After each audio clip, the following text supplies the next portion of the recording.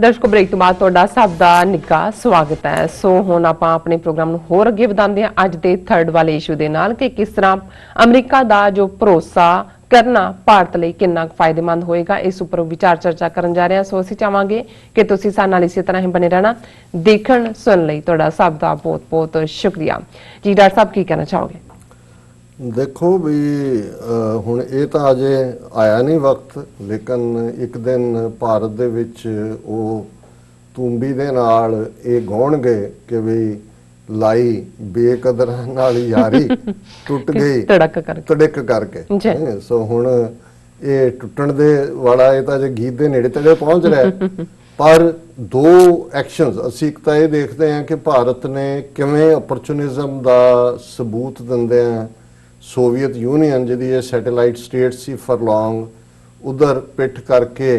अमरीका वाल मूँह किया, इजराइल की मेहमान नवाजी भी लई ते उन्हां नूं भी मेहमान बनाया और उस सारे चों ये समझते सी कि भाई ये हुण वड्डी ताकत है, इको एक सुपर पावर है, रूस भी मर गया और बाकी की है और हुण वड्डा चौधरी जिहड़ा है वो साडा यार है, लंबड़ा दा मुंडा साडा यार है, सानू की परवाह है। लेकिन असीं ये देखते हैं कि वैसे तो इन्हां नूं डोकलाम दे मुद्दे दे उत्ते ही समझ आ जानी चाहिए सी कि अमरीका ने कोल्ड शोल्डर किया सी और जे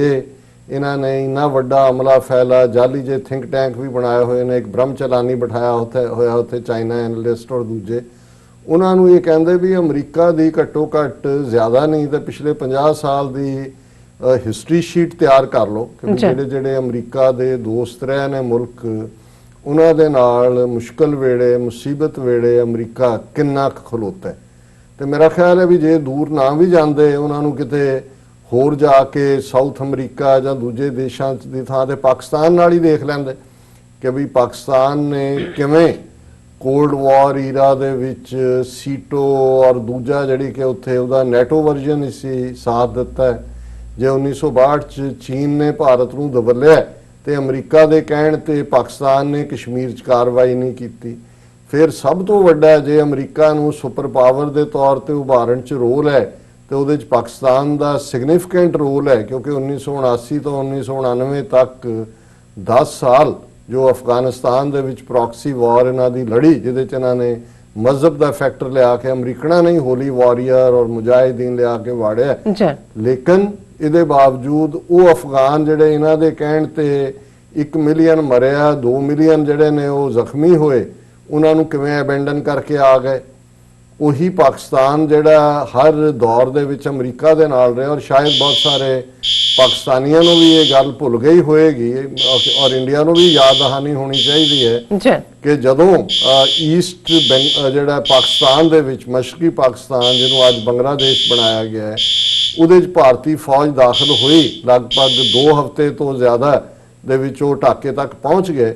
तो पाकिस्तान और अमरीका की बहुत कुर्बत सी एक दूसरे दे नाल खलोण दी लाइन सी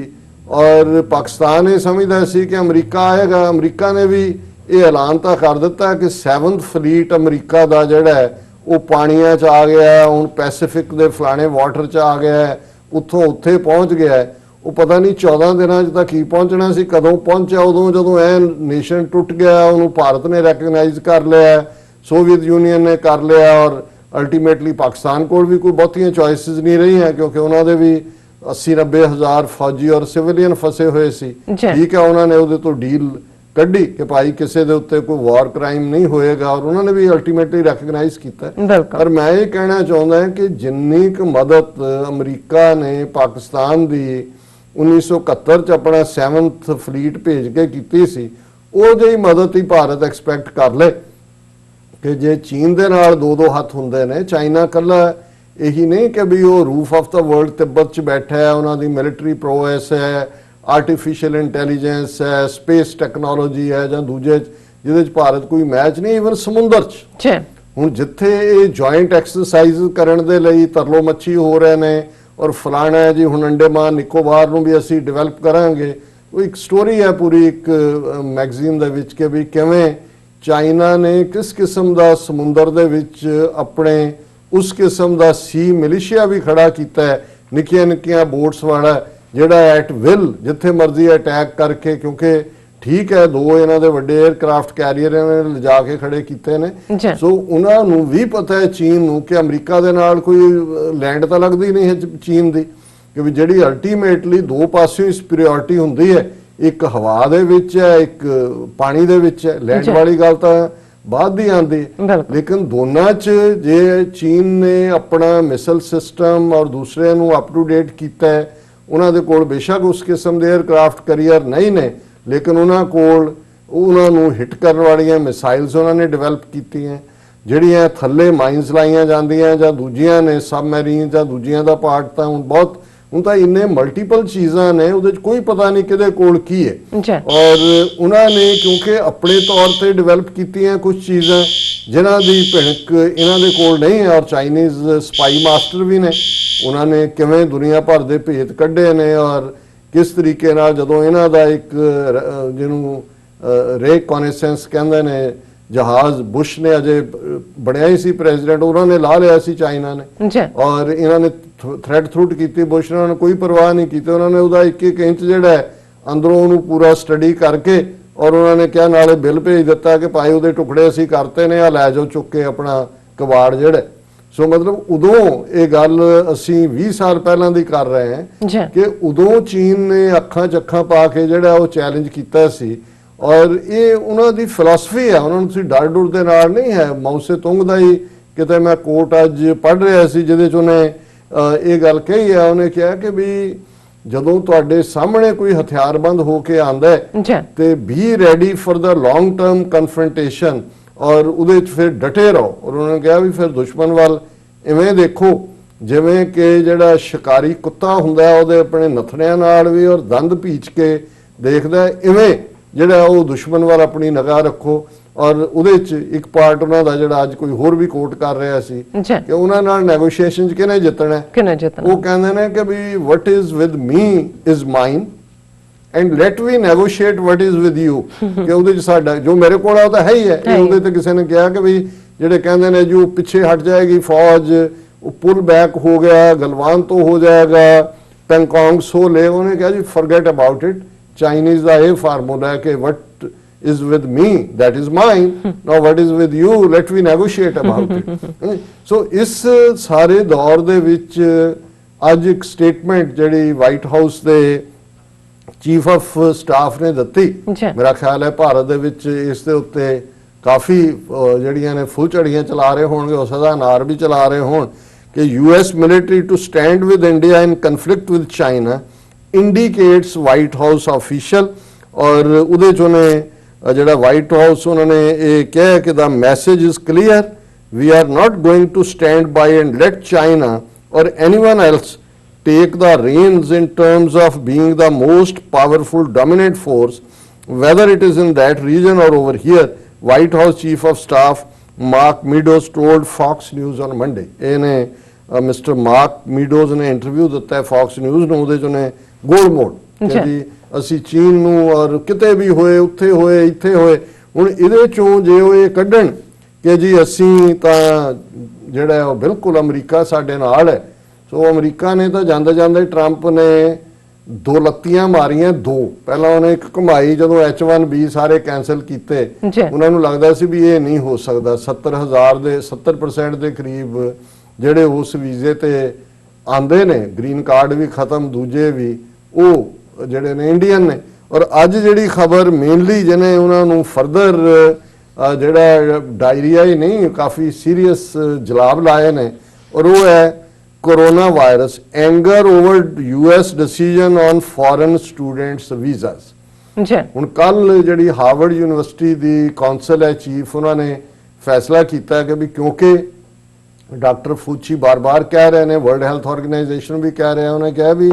ਅਜੇ ਇਹ ਗੋਡਿਆਂ ਤੱਕ ਆਈ ਹੈ ਜੋ ਕਰੋਨਾ ਸਪਰੈਡ ਹੈ, ਅਜੇ ਸਾਰੀ ਬਾਡੀ ਨੂੰ ਇਹਨੇ ਲੈਣਾ। ਔਰ ਉਹਦੇ 'ਚ ਹੁਣ ਯੂਨੀਵਰਸਿਟੀਆਂ ਇੱਥੇ ਫੈਸਲਾ ਕਰ ਰਹੀਆਂ ਨੇ, ਹਾਰਵਰਡ ਵਾਲਿਆਂ ਨੇ ਲਿਆ ਕਿ ਵੀ ਆਉਣ ਵਾਲੇ ਜਿਹੜੇ ਆਟਮ ਦੇ ਵਿੱਚ ਸਾਰੇ ਕੋਰਸਿਸ ਨੇ ਉਹ ਆਨਲਾਈਨ ਹੋਣਗੇ, ਘਰਾਂ 'ਚ ਹੋਣਗੇ, ਔਰ ਕੋਈ ਹੋਸਟਲ 'ਚ ਕਿਸੇ ਨੂੰ ਰਹਿਣ ਦੀ ਇਜਾਜ਼ਤ ਨਹੀਂ ਹੋਏਗੀ, ਫੀਸ ਵਗੈਰਾ ਦੇਣੀਆਂ ਪੈਣਗੀਆਂ ਜਿਹੜੀਆਂ ਨੇ, ਲੇਕਿਨ ਦੂਜਾ ਨਹੀਂ ਹੈ। ਔਰ ਬਾਕੀ ਯੂਨੀਵਰਸਿਟੀਆਂ ਵੀ ਫੋਲੋ ਕਰ ਰਹੀਆਂ।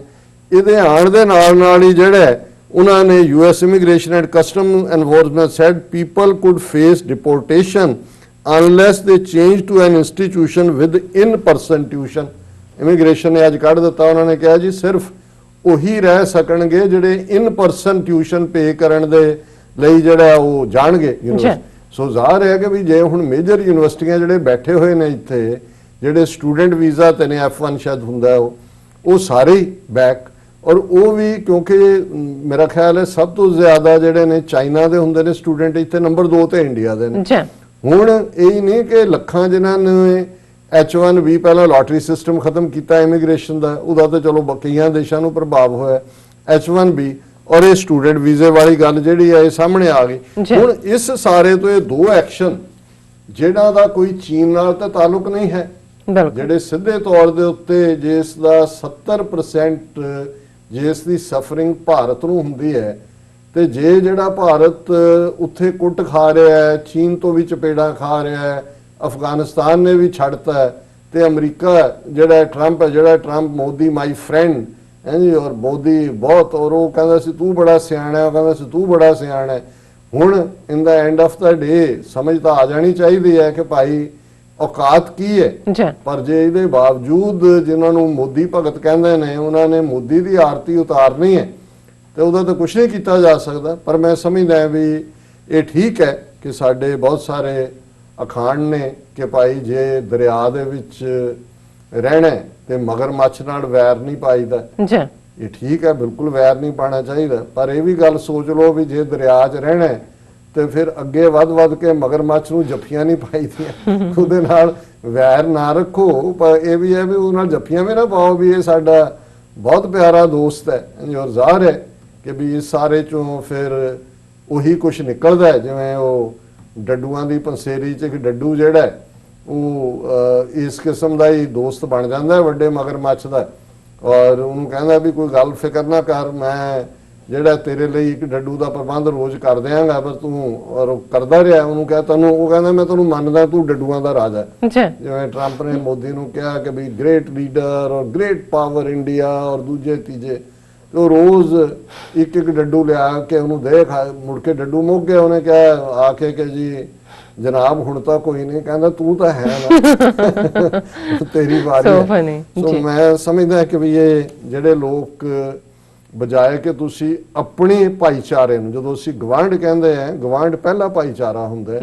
ਵੀ ਉਹਨਾਂ ਦੇ ਨਾਲ ਤੁਸੀਂ ਦੁਸ਼ਮਣੀ ਪਾਲਦੇ ਹੋ, ਦੁਸ਼ਮਣੀ ਕਰਦੇ ਹੋ, ਔਰ ਤੁਸੀਂ 7 ਸਮੁੰਦਰ ਪਾਰ ਦਾ ਸਮਝਦੇ ਹੋ ਕਿ ਵੀ ਸਾਡਾ ਦੋਸਤ ਆਏਗਾ, ਰੱਥ ਤੇ ਚੜ੍ਹ ਕੇ ਆਏਗਾ, ਰਾਜਕੁਮਾਰ ਐਟਲਾਂਟਿਕ ਕ੍ਰਾਸ ਕਰੇਗਾ, ਪੈਸੀਫਿਕ ਕਰੇਗਾ ਔਰ ਰੱਥ ਉਤਰੇਗਾ ਔਰ ਅਸੀਂ ਉਹਦੀ ਆਰਤੀ ਉਤਾਰਾਂਗੇ, ਔਰ ਉਹ ਫਿਰ